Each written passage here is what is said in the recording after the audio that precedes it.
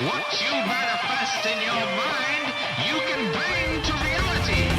UFC Nashville happened last weekend, headlined by Anthony Pettis and Stephen Wonderboy Thompson. Pettis going up to 170 for the first time in the UFC after being a lightweight for many years and then attempting flyweight.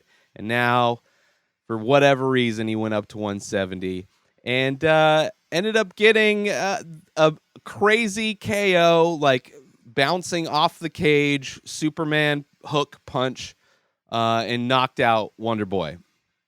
We've never seen Wonderboy knocked out. We've seen him definitely hit and hurt.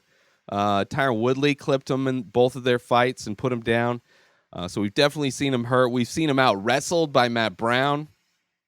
But other than that, Wonderboy's always looked great. And he was looking good in the first round, although Pettis was getting, eating a lot of jabs. His face was getting a little beat up, but never really hurt. So he's always in it, and that was crazy. It was crazy to see Pettis win. So we'll see. That was my only miss pick. I picked Thompson to win that, and it was a pleasant surprise. All of my other picks I got right. Curtis Blades dominated Willis. Willis had nothing for him. Blades just out-wrestled him and just completely controlled it the whole time.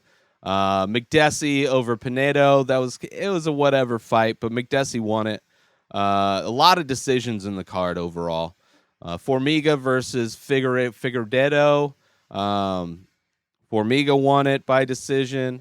Then the Pena, the Violent Bob Ross, he had a good win over Peterson, which was just overall a good fight. Ended up going to decision also, but it was unanimous. All the decisions were unanimous in the main card. But yeah, Pena, interested to see what happens with him. Kind of green. He didn't make weight for this fight. I don't know how far off he was. He was 148.5, so he's 3 pounds over for 145. So maybe we see him go to middle or lightweight. He's a bigger guy, so we'll see. I don't know. He looked good, though, if he could figure out how to make the weight. But it seems to be the trend, especially with Pettis going up. Cowboy's been pretty successful going up in weight, although he just fought back down at lightweight. A lot of fighters have gone up in weight, and I'm fine with it. I want them to be as healthy as possible. Barber is one of them. She fought, it was 125. She wants to be the youngest champion.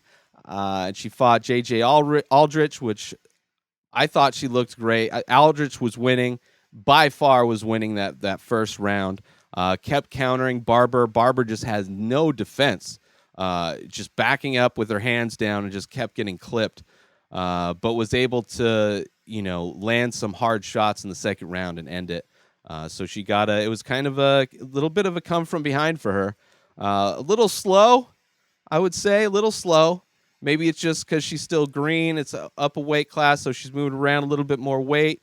But her punches didn't seem a lot of power. Don't get me wrong, but defense for sure. She needs to work on defense all day. But overall, it was a fun night of cards. The prelims were a lot of fun. Nothing really. Angela Hill lost to armbar. I thought she was going to win it, but that was a good fight. Tough fight for her. Alexis Davis versus Jennifer Maia. Maia ended up getting a decision. Frankie Saenz versus Marlon Vera. Vera won it.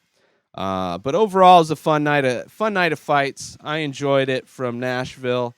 There was a moment where there was that viral video that went around social media of the kid who was sparring, like doing some kind of exercise and boxing or whatever, and sparring with a blindfold on, and his dad, who just got back home from deployment, whatever war we're doing now, it's one of those kind of surprise, I'm home.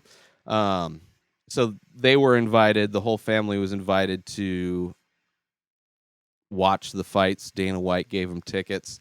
And, of course, there was a very passionate USA chant, which drives me insane. It has an undertone of a lot of things that just annoys me. But what do you expect? You're Nashville. What are you gonna do? What was that one dude? There was one fight. What was his name? He looked good. Thug Nasty. I think it was a prelim fight. Bryce Mitchell. That was a good fight too. He had to. That was kind of a come from behind. He had to won the last 2 rounds. It was a good fight. But next week it is UFC from Philadelphia. Am I going to make some picks for the main card there? It's headlined by Justin Gaethje versus Edson Barboza. 2 strikers. Gaethje coming off a win where I don't think he got hit at all, but 2 losses, 2 brutally wars losses that he came off of before that. Even his fight against Johnson, he was taking a lot of punishment. But Gaethje is fighting Barboza. I'm picking Gaethje in this. I just think he is. I'm hoping that his last fight is a sign of him being more tactical and trying not to take as much damage. Because Barboza can definitely give damage, but Barboza's a kicker, so if Gaethje's putting the pressure on him, keep him on his back foot, he might have more potential. And his wrestling, Gaethje's supposed to be this great wrestler, and that would be a weakness of Barboza, I'm sure. But I got Gaethje in this one. I mean, it could go either way. But then I have Hermansson over David Branch. David Branch coming from World Series of Fighting, I think. I don't know. It's just like he's been okay in the UFC, some wins, some losses. I'm just going with Hermansson. I think I'm not as high on Branch as everybody else seems to be, but not that I don't like him. I think he's okay. I just don't think I'm not seeing him winning a belt anytime soon. Put it that way. They have Michael Johnson, speaking of which, against Josh Emmett. Josh Emmett, I believe, coming off of a brutal knockout from somebody. I forget who it was. But because of that, I am picking Michael Johnson. I mean, Michael Johnson's just a standard. Jeremy Stepham knocked him out. That was it. But Michael Johnson's just super fast, super good. I mean, it's wrestling's been a downfall for him as well.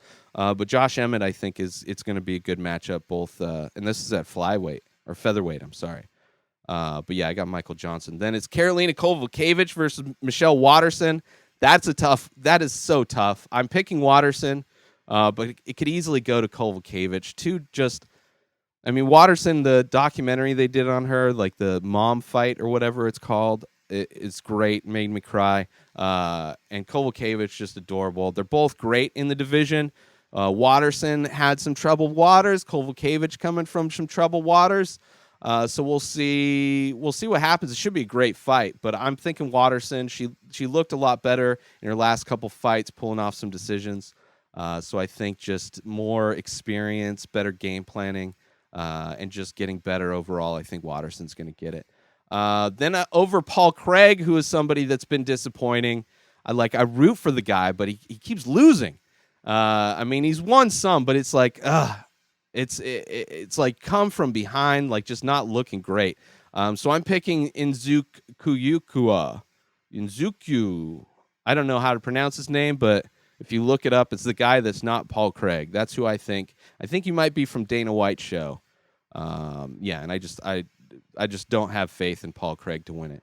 Then it's Marlon Moraes versus Yusuf. I got Marlon Moraes, Shaman Moraes. I'm still making that pick anyway, because I don't know Sadiq Yusuf. He might be from the show as well. But that's my picks for UFC Philadelphia. We'll see how it all shakes out and goes down. It's going to be on ESPN, and then early prelims, ESPN Plus. But that's it for this episode. New episodes of The Ray Taylor Show come out daily. Subscribe on IGTV and everywhere else podcasts are found. Binge the full week over at patreon.com/Inspired Disorder. InspiredDisorder.com for all of my original artwork. At Ray Taylor for me on all social media. Have a wonderful day, everybody. Peace out!